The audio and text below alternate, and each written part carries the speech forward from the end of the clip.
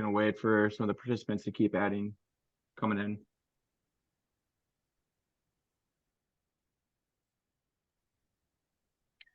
All right, everybody, welcome to our webinar, Breaking Down Silos. This is our soccer high performance webinar.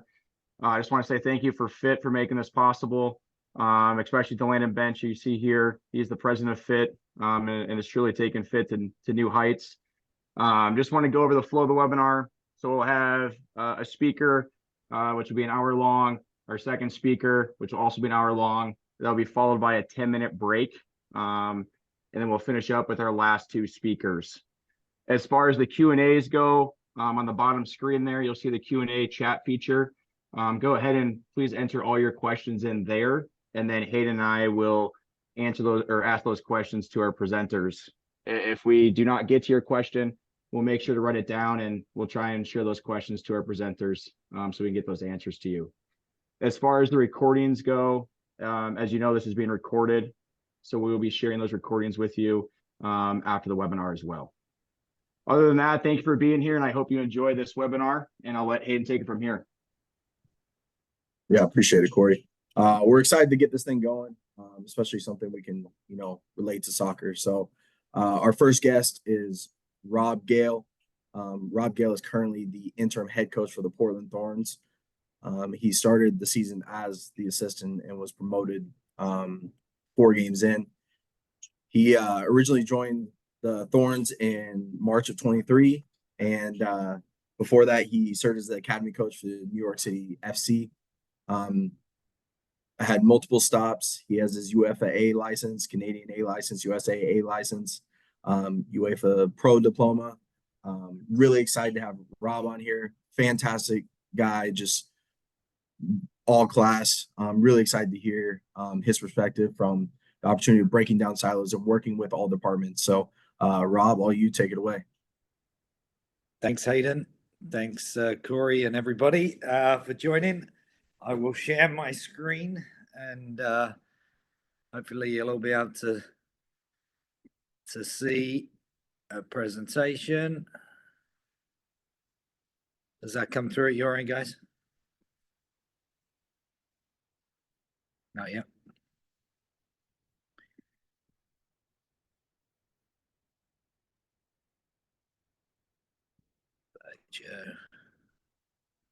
Yeah, that's working. Everybody can see that? Yeah. Okay. So, delighted to be here.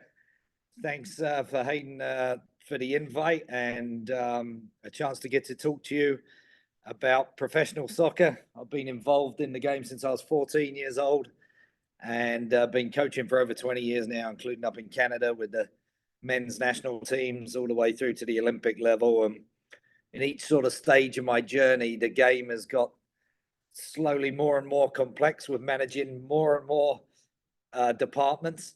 And we call them teams. And as you see from the title of the presentation, really, that includes all departments across the club or with the national teams that would come under the head coach's purview. So technical is obviously my expertise, but what I'll try and do over the course of the next sort of 45 minutes is talk about how we manage each department, the communication, the detail that goes behind coordinating all of those groups, share with you some behind the scenes stuff and detail, and then open it up to any questions so that it's relevant to the area that you're in. Because even though we're the Portland Thorns and probably the most storied women's franchise worldwide, certainly in terms of fan base and everything else, we have probably one of the smallest staff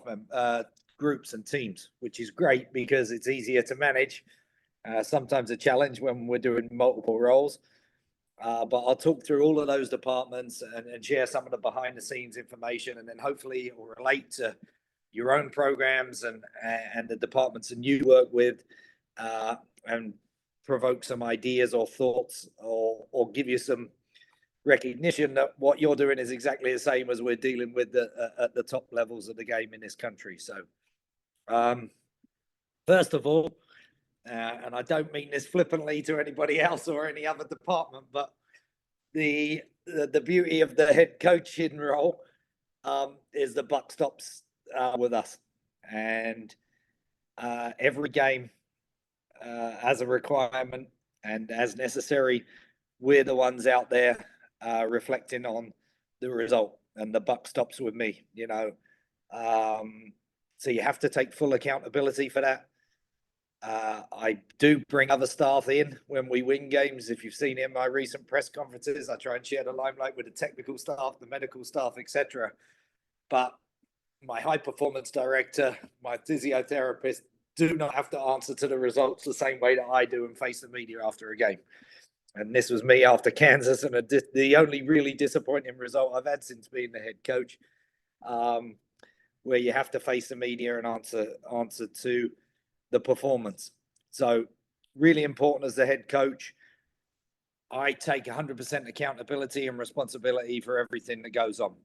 And then it's my role to manage across all departments to make sure that we rectify any gaps in performance or continue improvements and development across the whole staff.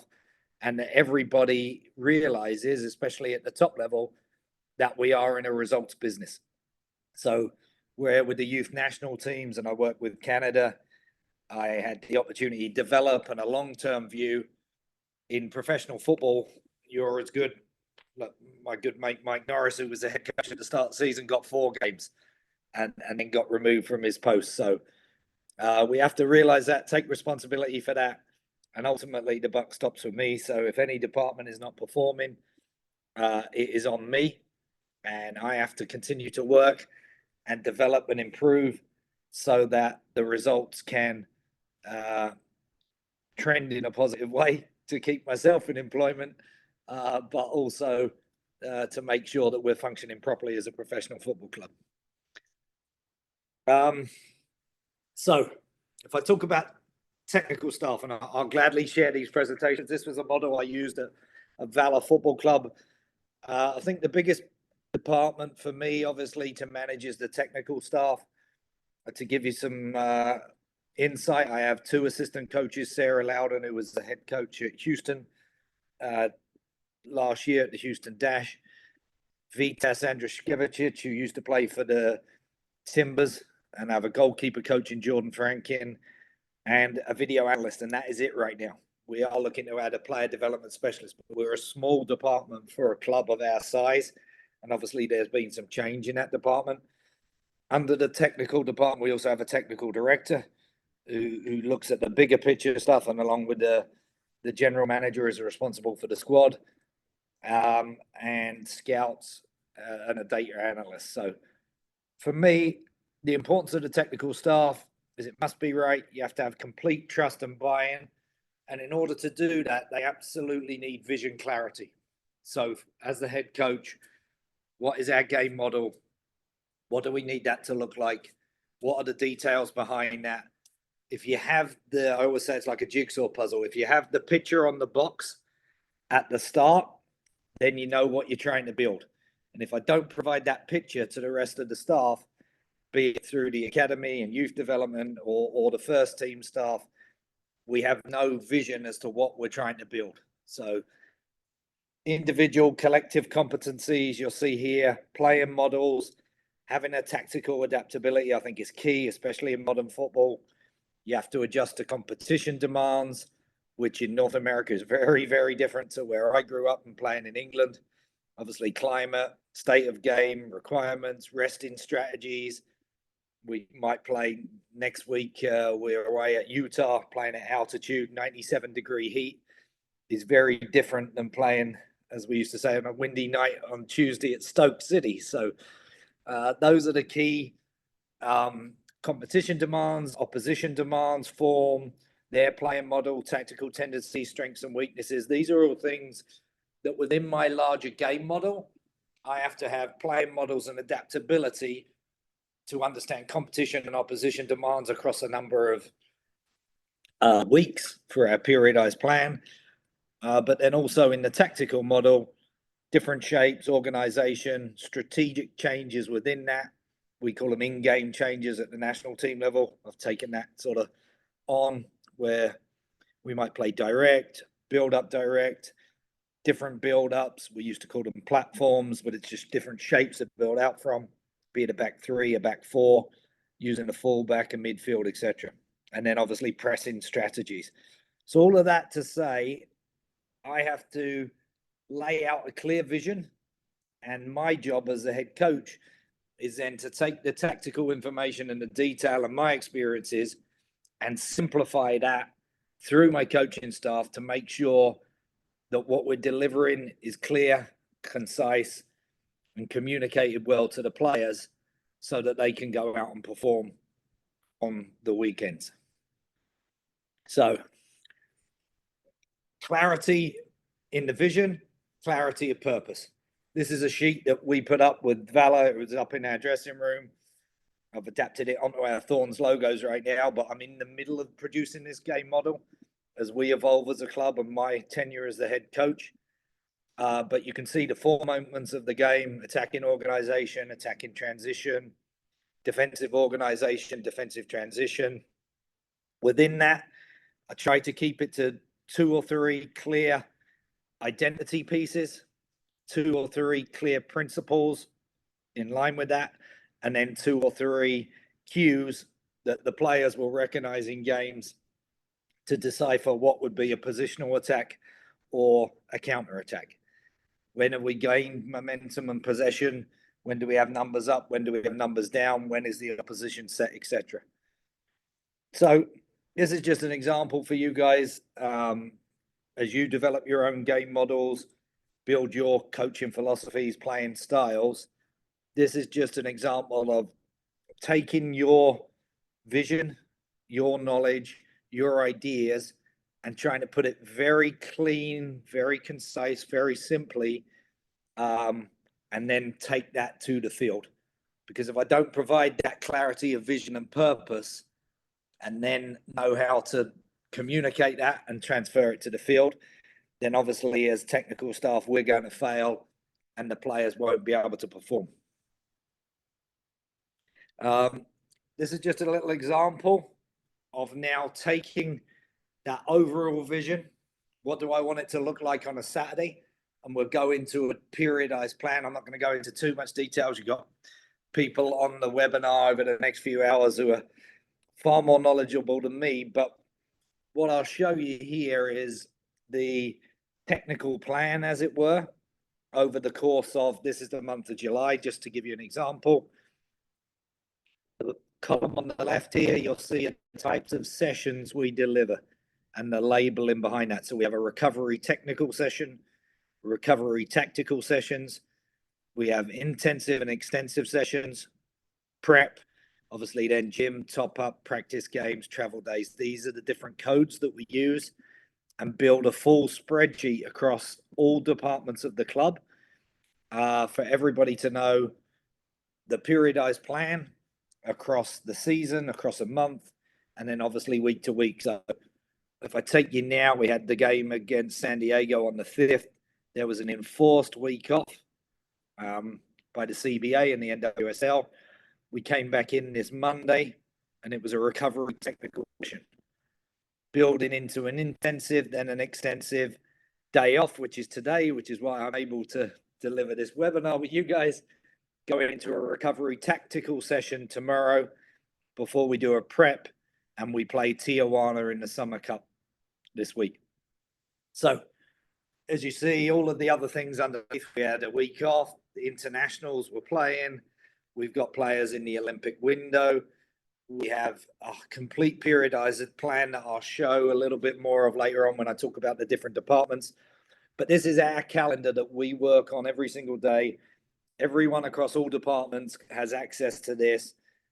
They understand our model and what I'm looking for as a gradual build and then a dip before game day to then peak in terms of the periodized plan and the sports science behind it. But there's a clear plan on how to deliver that larger tactical plan through the periodization. And then if we drill down a little bit lower into that, this is the day-to-day planning. So I have this all completely built into the same Excel spreadsheet that everybody can access. And what we do on a daily basis, just to give you the schedule on the right-hand side, and it'll be very typical to what I'm sure most of you do in clubs or universities or your youth programs, but obviously a bit earlier in the day in the professional environment, as it is a full-time job and the players' full-time job. So we arrive 7:30 at the very latest. Usually had half an hour of calls or GM meetings or media or something before that, but we all meet together. We'll preview a session every single day. This is just an example of a typical game day prep session. So something we might deliver this Saturday ahead of the Tijuana game. Each of the coaches will be assigned parts of the session. So this one on screen for you, Sarah Loudon, doing a little transition over the river game, whatever you want to call it, little send rondo. We'll take it from that into ball strikes and stride, where we're physically preparing the players after the warm-up, into some longer ball strikes, headers, etc., to set them up for 11 versus 11. The focus on this day happened to be defending set plays. So my goalkeeping coach, who's responsible for also our set pieces, he would deliver this portion with tactical information from me. Only 10 to 12 minutes because it is the day before a game. You'll see it's very, very light. And then we finish with a 5v5 or 6v6 with the assistant coach Vitas doing the work there. So each of the staff member, they are responsible for a component of each session that I manage.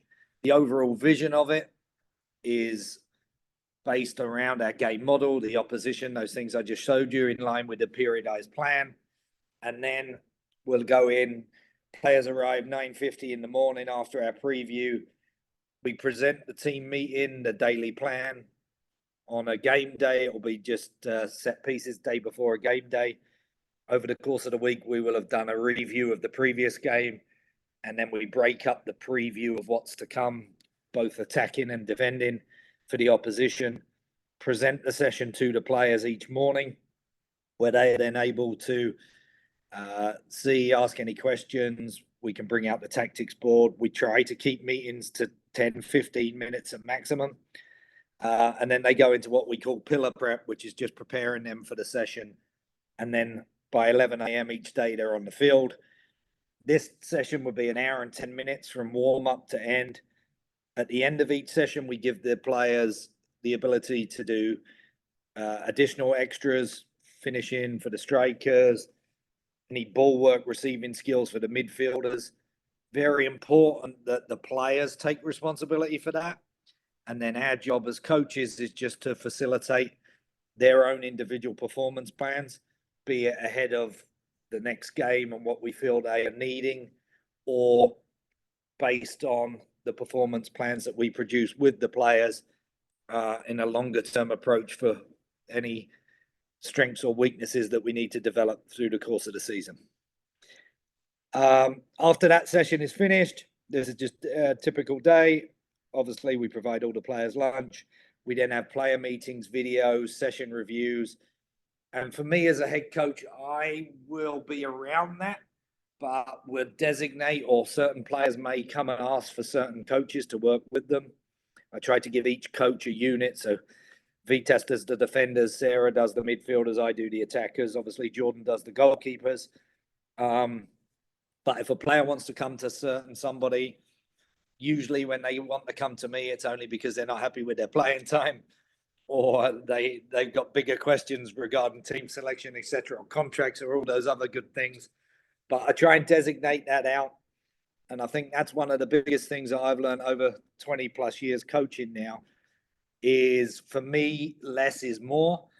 And the ability to delegate and use your technical staff and involve them in the process.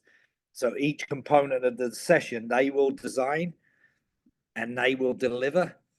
And then at the end of it, you'll see each day, we will review the session and plan the next day's session so that everybody is aware by the end of the day, leaving 4 p.m., 5 p.m., whatever it ends up being, the sports science department, the medical department will know what we're going to deliver the next day. all of the coaching staff will have planned and organized their session so that we come in the next day, we preview it, same process each day. Everybody is across everybody's components. If I need Sarah to do the timing on mine, Vitas to keep the score. If in the 11v11s, Jordan needs us to set up the opposition in a certain way. The preview meeting each morning sets us up for the success on the field. And you'll see as we go along, the equipment, everything else is already planned, determined, so that the session can run as smoothly and as quickly as possible, and we can keep that intensity. And then, yeah, eat, sleep, repeat, other than game day, which we'll go into a little bit later. So that's just an example of the day-to-day interactions, my management of the staff, inclusivity in them, being able to feel that they are contributing as part of the bigger plan and the clear vision, and then my ability to work with them and preview and assess at the end of each session to help their growth as well as those of the players in the team. Has anybody got any questions regarding the technical department? I don't know if there's any in the chat there, Hayden or Corey, before we move on to the other departments. Yeah, real quick. We have a question here from Evan. How do you manage your assistant coaching staff when your top assistant used to be a head coach? How do you balance giving her enough stuff to feel like she has ownership while also making it clear you are the head coach? I just hired a new assistant for the college. He used to be a head coach, and I'm trying to delegate with that balance. Yeah, great question. I mean, obviously every personnel and person is different. With Sarah, a great example is she felt, coming from Houston, she was fairly inexperienced and had got placed in that position a little bit early and wanted to come to the Portland Thorns to learn and develop. Even though she's just done a US Pro license, she's had experience in the league. She's 34 years old and feels relatively new to the game and wanted to come in, which makes that a little bit easier. But I think I've had coaches, John Peacock, my brother-in-law who worked with me at Valor. He's won 2 European championships, a World Cup. My job is to bring out their strengths and to utilize that. If I'm the smartest person in the room, I'm probably in the wrong room. So I like to bring in people with different skill sets, utilize their capabilities, their experiences. And you'll see it's a very collaborative approach across the board.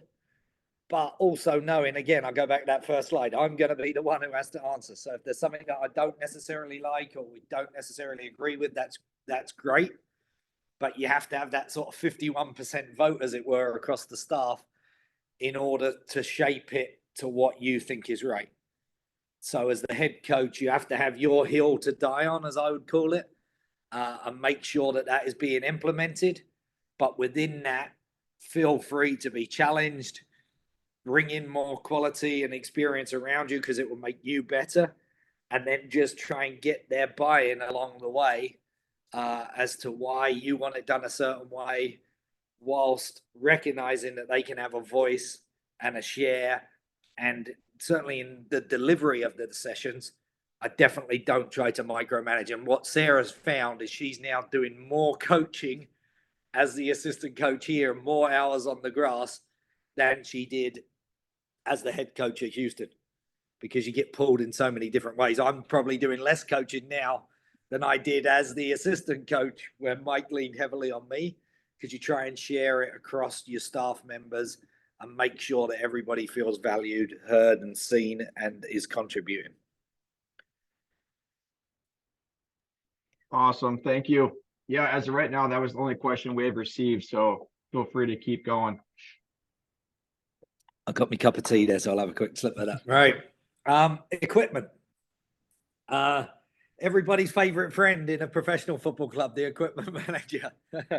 Everybody wants a signed shirt. Everybody wants a t-shirt. Everybody loves the swag. But I think the biggest part for me, and with the national teams, we had sometimes volunteers or people coming in on a temporary basis with Team Canada. The key for me in all our department, I'll say this, the big word we have everywhere is respect. So you have to have respect for each and every position. And I always say this to the players across my staff, there's leadership and you'll see leadership, and I will try and provide that leadership, but there's no hierarchy. So if an assistant coach says something, if the goalkeeping coach says something, if administration department comes in and has to address the players, or if it's the equipment manager, they need to view that as if it's the head coach speaking with the same amount of respect for that role and for that position. And really, the equipment manager is, although it's everybody's favorite friend, it's the worst job. Nobody wants to do everybody else's laundry. We don't even really want to do our own when we get home or after a 2-week travel. So the respect for that position is huge.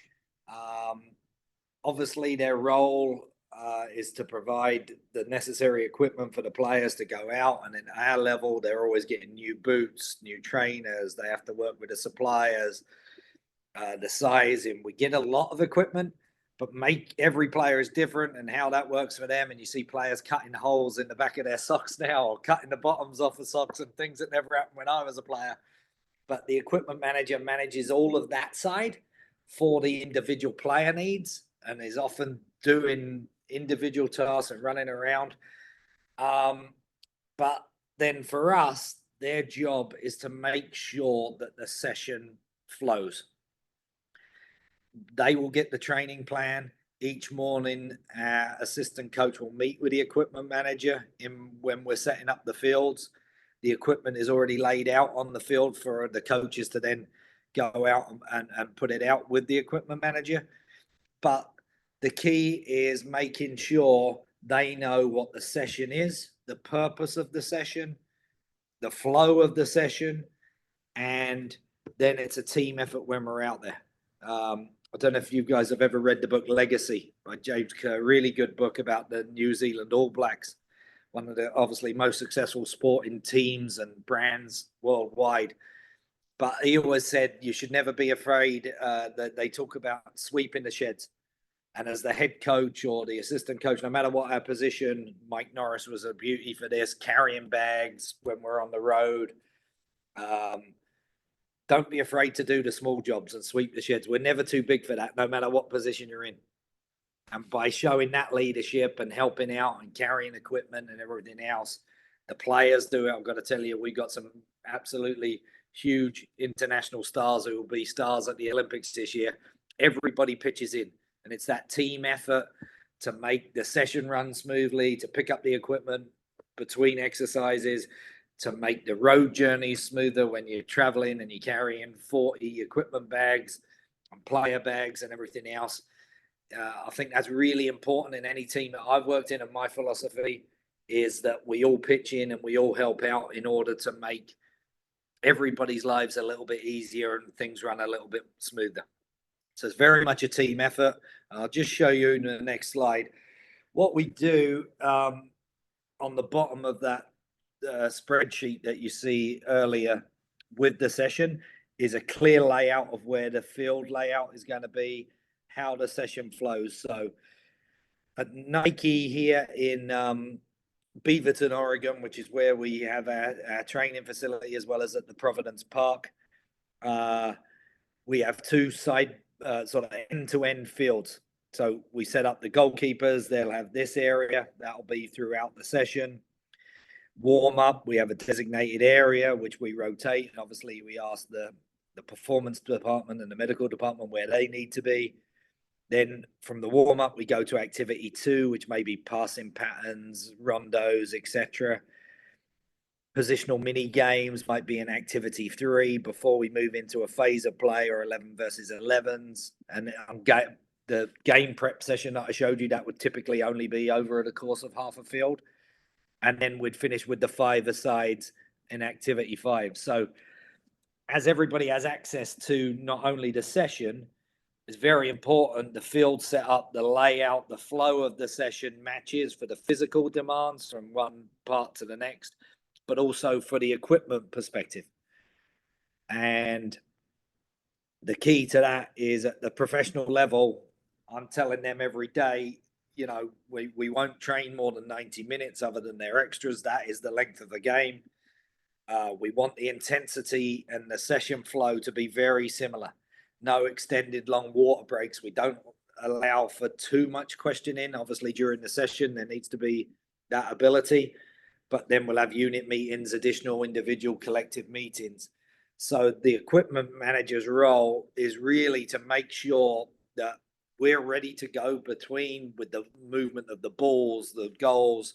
Obviously, each coach will be responsible for their pennies, markers, setup, but we focus on the next part before clearing any previous so that everything gets transferred while the coaches are delivering the next component. The equipment manager runs up, clears the field, moves on to the next part of the session. And that way we can keep the demand, keep the flow, keep the intensity of the session. And that's a huge part of the equipment manager's role. I'm good friends with Nuno Santos, who worked with me at the national team level. He worked with Jose Mourinho at his last 3 clubs. They have the ability to have not just equipment managers and support staff, but 8 to 10 people around the session collecting balls, bringing stuff back. We have to rely on the medical department, the physios, the equipment manager, and the support staff and the assistant coaches to make sure that we can keep the flow in the session with the number of balls and the intensity and the demands in line with our periodized plan.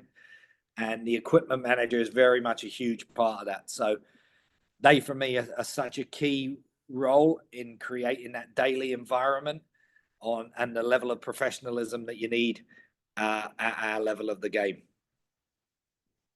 Any questions for anybody who works in that equipment department or around that side of the teams? I'll just wait a second here, Rob, and see if anyone puts anything in the chat. No problem.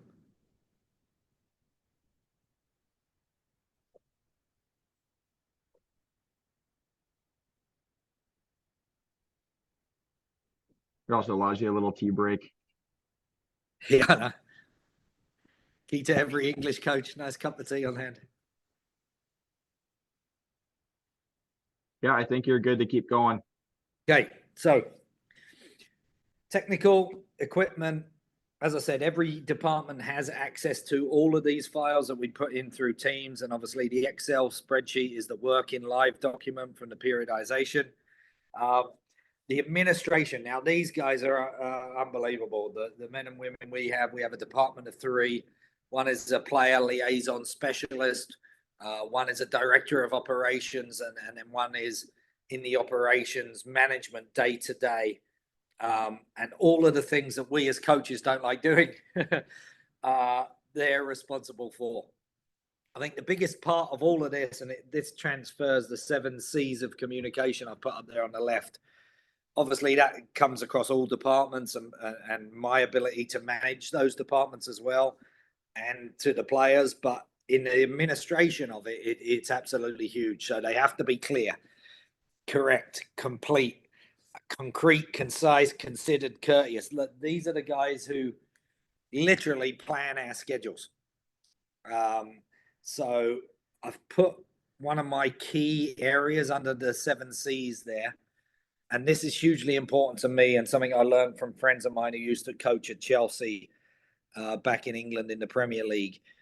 How you exit a player is just as important as how you welcome a player. And I think for university programs, club programs, which I know do a great job with players who are graduating and moving into higher levels of the game. But at the professional level, it can be a cutthroat, horrible side of the business sometimes that players just get traded and waived. And you've seen those stories. NWSL, there's been some horror stories in recent years, how players just get shipped on. And it's a North American sport thing where the club has the power and suddenly they can trade them and you move in your family and their education and housing and your wife and kids, and you move into a different part of the country that you didn't know you were going to be the day before. So for me, the onboarding of a player is just as important as well as the exiting. So when a player comes in, let's say we've signed them from abroad, they might need a visa. We've just signed Mackenzie Arnold, who's away at the Olympics, who is Australia's. #1 goalkeeper. She's got to have a visa before she can come into the country. That's going to be organized in the Olympic window after she's finished in London. So we have to wait for her to be done. Then they have to organize her flight.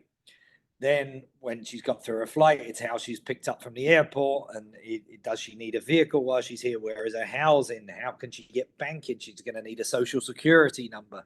So all of these personal little details that onboard a player. And this is the same if they're moving to university and courses and you have great people who can, advisors, etc. At the football club, we're responsible for all of that.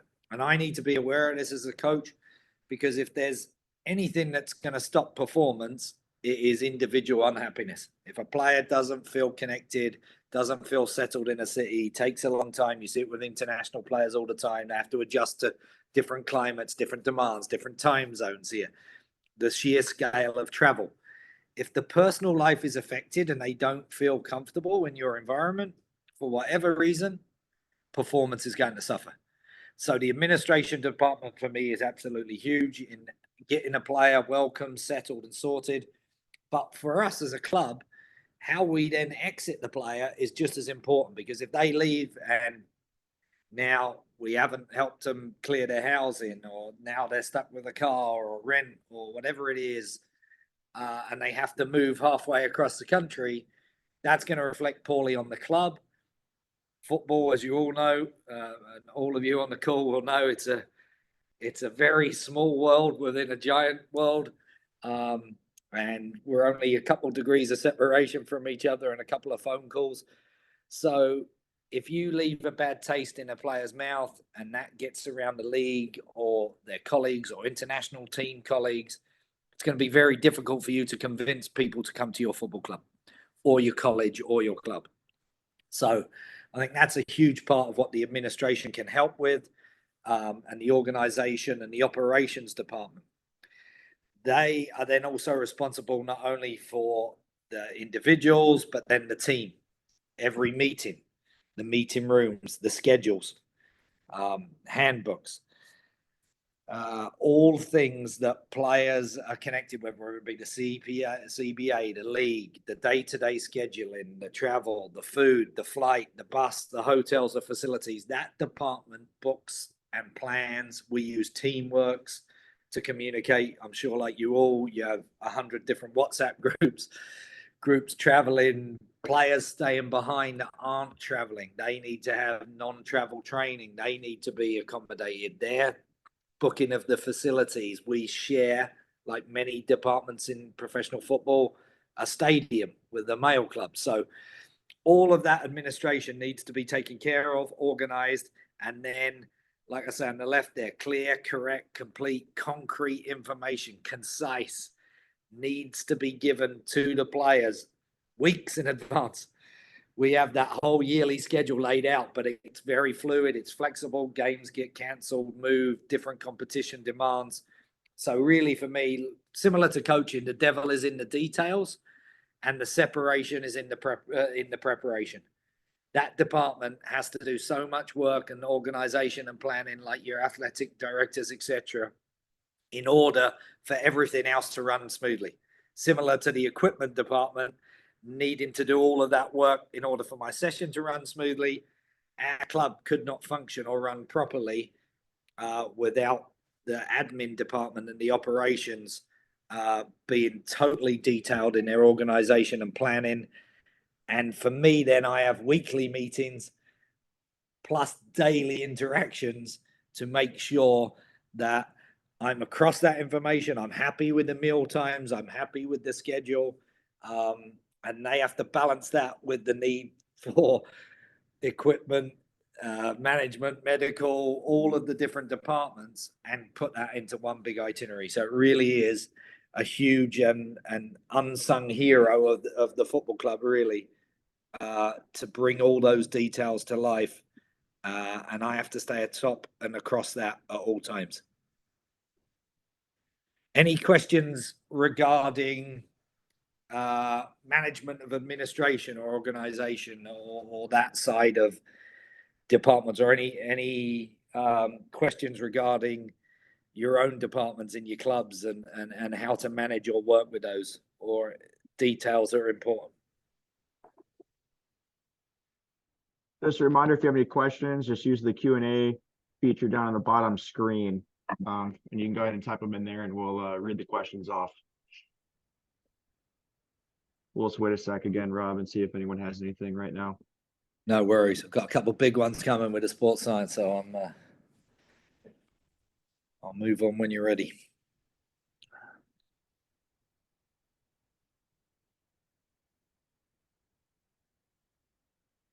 Yeah, let's rock and roll. Okay, the medical department. Very, very important, obviously, the health and safety of everybody involved. My biggest area of probably improvement within the club since I took over as the head coach was to define what availability for games means to me as the head coach.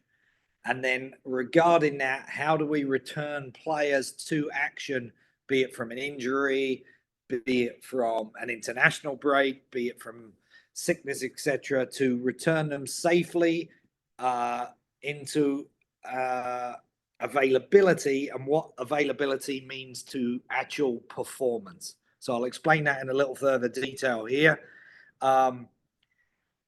Again, using our spreadsheets and everything else, I'll take you through my kind of weekly process. So every day we have a training availability. So on the left of this is the team sheet earlier, the 3-box game, the game prep session that I had on the left there. I have all of our players by positions. Obviously, I've taken out the names, as you'll see there. You might see some initials, but availability is listed. And then there's any notes provided by the medical department. So I will know coming in every morning, they will have seen the session. They're usually in by about 8 o'clock, 8:30 at the latest. We have a meeting previewing the session. If there's any changes to the players' availability, it will be listed here. And they may put like this is a 4-component session, 2 of 4, 3 of 4, 4 of 4, 1 of 4, and specific notes regarding any issues to be concerned of, not too many ball strikes, no extras, etc., etc. So along with the high performance department and the sports science, the medical team provides me an availability report on a daily basis.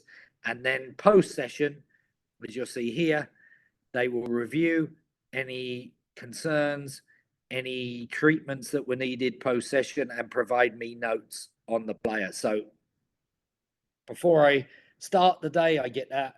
Before I leave for the day, I know that, and that will affect availability in numbers for my sessions the day after.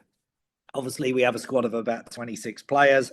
Right now, I'm missing 9, 5 at the Olympics, 4 on international break. So we have some trialists or national team replacement players. Obviously, we have certain injuries. You can see on the right, there's 4 blacked out here from the last game. So I have a squad of maybe 15, 16 to work with and try and build tactical components with international players returning from all over the world. We had Marissa Shiva coming from Ireland. We have Ana Diaz coming from Portugal. Isabella Base coming from Denmark. We just got Reina Reyes back from Mexico. So the medical department is key, along with the high performance and sports science department, in safely returning them to play. And for me, availability is the key. How much of my session are they available to perform safely? How do we build them from maybe a week off to unopposed to opposed to competitive practices? All of that is deciphered by our medical department on a daily basis, and they provide recommendations as to what components of the training session those players can participate in. And then obviously, if there's any concerns I have, I would voice them or reasoning. But they are the experts, and their responsibility for the health and safety of my players. And without that, obviously, we can't perform. On the right-hand side, just to show you, this was from San Diego last week, match day availability.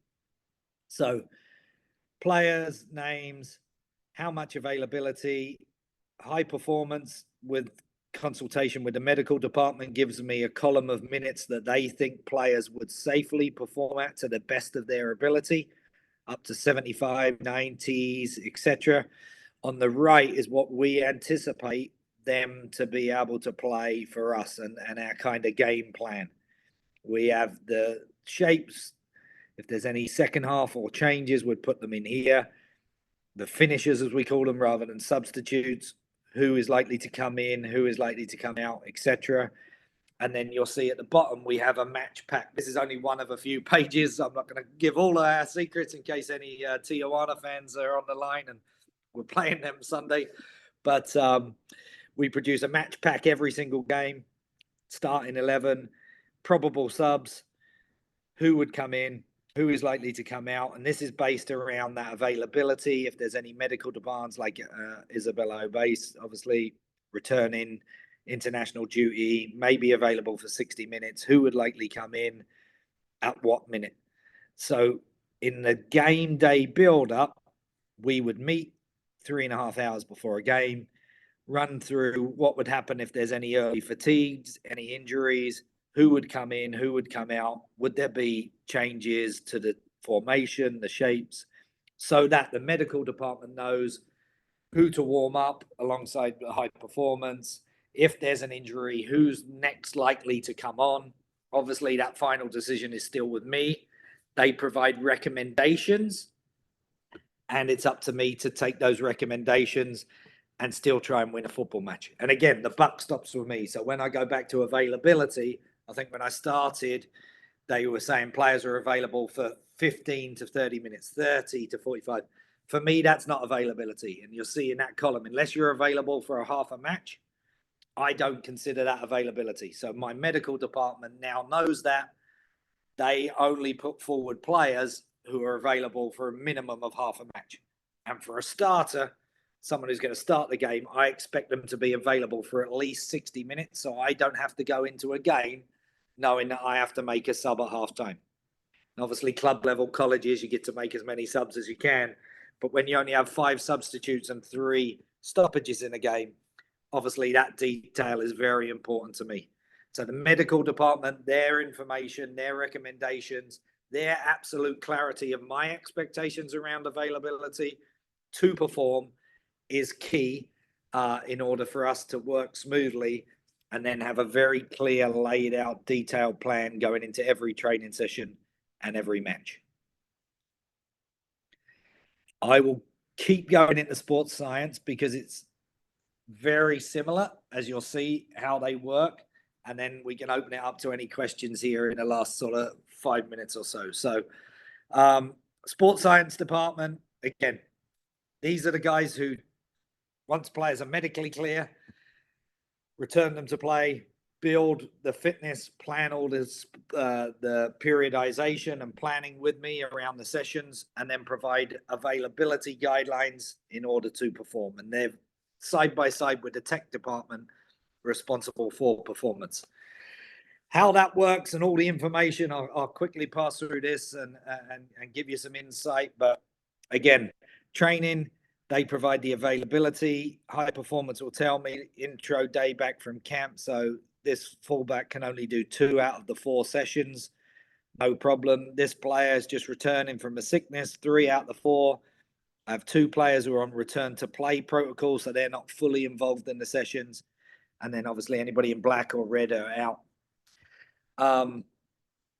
The beauty of modern soccer with all the measurables, the GPS units, the heart rate monitors, the tracking systems, the things in the boots that measure every single touch, there's no hiding place. I couldn't be a player in modern football compared to when I used to play and the things we used to get up to on and off the field back in England in the 90s.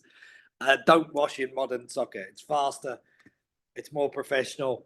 It's a lot harder at the highest levels of the game, and the demands from match to match, week to week across a season are so heavy in North America. So there really is no hiding place.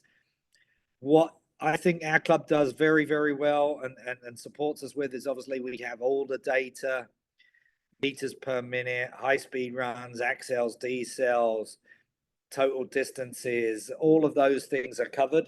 For us, the biggest main measurables that lead to a game are the meters per minute covered as a collective team. And we have recognized that over 110 meters per minute as an average across the team we are often winners of that game. If we dip below those levels and intensities, and obviously there can be factors, but that is a clear measurable across our league in terms of physical outputs that give us the best chance to perform. Then the key measurables are the number of high-speed runs, the number of accelerations, decelerations. You're going to hear from an expert very shortly about how to build that in the season. But that information comes to me after every single training session, after every single game. And then you'll see on the right, the monitoring, the recommendations on the training sessions, availability, game day minutes are built around this wealth of data that is provided to us.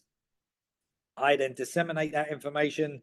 I can see if there's any dips, but really the data supports what we think we are seeing and can provide clues or insights into whether players are getting into the red zone, are likely to dip in performance, or if there's any physical, changes in their outputs, be it climate, playing in Orlando, away from home, all of these things we can take into consideration. The beauty that our club does really very well now and has evolved to is every person's measurables and positions are very different, but we have the wealth of data now for their elite performance, be it across international tournaments, Olympics, World Cup windows. What are those measurables? What are the measurables when they have been elite for us? And we don't just look at the totals, but you'll see everything is a percentage of what a game load would be. So if I'm doing an intensive session and I want it to be short, sharp bursts, certain number of accelerations, decelerations in relation to a game, and let's say it's a 7 RPE in terms of where your total should be, I can get that information and see if we have met those measurables every single training session, so that the periodized plan from a technical basis is met from a physical and performance basis with my sports science department. And if not, they will flag it to me, which part of the sessions met those demands, which didn't, was the flow right, was this session right for this day, meeting our technical, physical, tactical objectives based on the science and all the information available to me. And that will be a percentage per player based on theirs, not a one size fits all across the board. So I think that is a great advantage for me to have. And then obviously each and every session, plus the game on the right-hand side, these were the measurables from San Diego. And you can see we averaged over 10 kilometers a player. What those percentages were, the meters per minute were excellent in terms of percentages, over 108 collectively, you can see that. And the 110 is our kind of benchmark. So we were right where we needed to be physically for that game and ultimately came out with a positive result. Any questions? I know I'm just coming up to the end of my time here, and I want to make sure that if there's any questions around the monitoring of those departments, be it medical, sports science, how we integrate them, I think you can see it's a very collaborative approach. All of the documents and the information are in one spreadsheet, one online platform that every department can access. The communication is daily, pre and post session, pre and post games, plus additional reports and abilities to work across those departments to improve individuals, units, the team, the collective, but empowering each team to do their job and use their expertise and professionalism to help guide me to make the most informed decisions to then try and produce a winning performance, which is ultimately what my job is as the head coach of the team. Awesome. Yeah, we have a couple of questions here. First one's from Alex. How important was it to change naming players from subs to finishers from a confidence approach in the modern game? Yeah, I think there's a big one. We used it with the national team. and there's a connotation to a substitute. And I think this goes back to management of players. And I think I put it in one of the slides. The hardest part of coaching is not managing the first 11 or the 14 or the star players. They want to play. They're going to perform. It's managing the 18 to 26 that don't get that many minutes, but will need to perform. Now we're missing 9 players. I'm going to have 6 different starters this weekend in our game against Tijuana. If they're not motivated, physically ready throughout the course of the season and our periodized plan, they will not go in and perform for me and be able to execute the tactics when necessary. And then that reflects on me, the team, but also their own personal performances.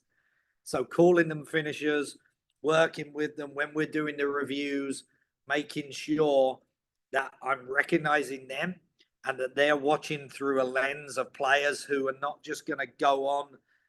Their job is to finish the game, and be it because of tactical reason, injury, or performance, which are your usual subs, reasoning, they need to be ready to go on and change the game. So you could call it, I know some people call them game changers, finishers. I think that wording and that imagery and how you manage those is just as important as managing your first 11 and the team that goes out and gets the most minutes, if not more important. Awesome. Thank you. Next question is from Holly.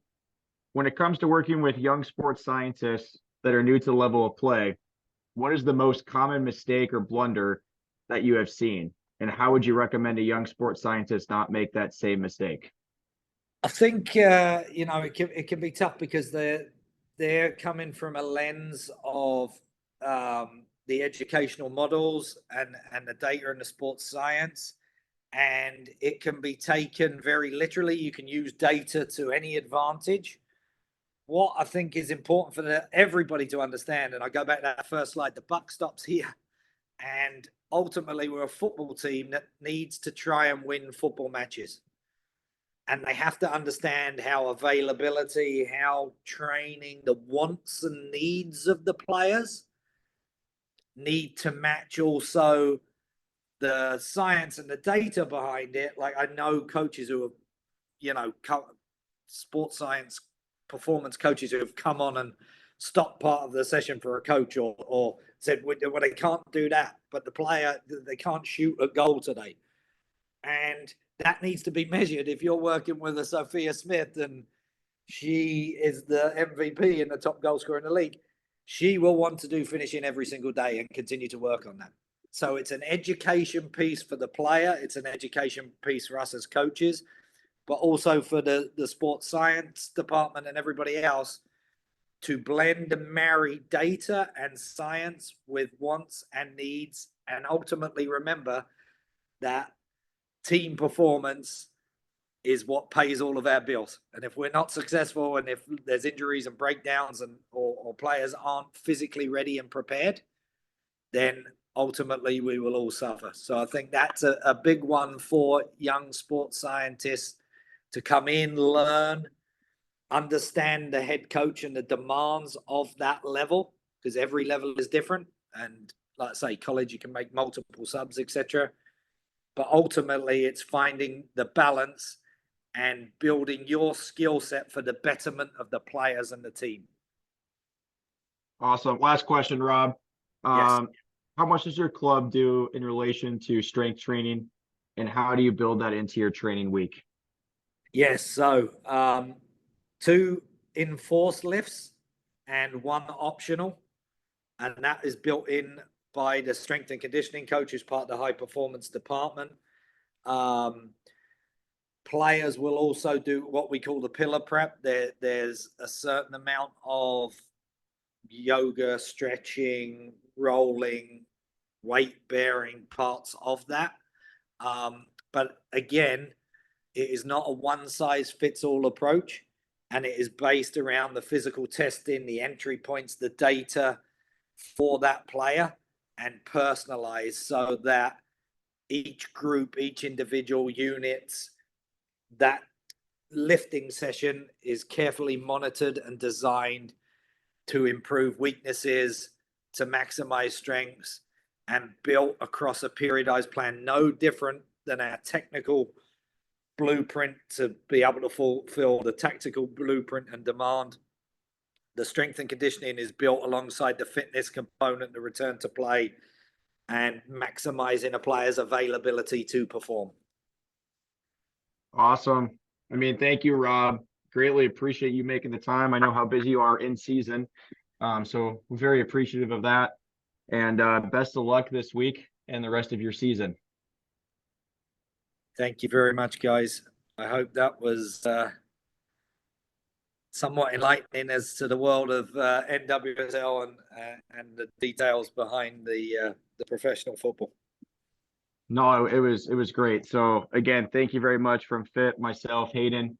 Again, we really appreciate you making the time to do this. Thanks, everybody. Enjoy the rest of the webinar. Thanks, Rob. Awesome. All right, and Hayden, go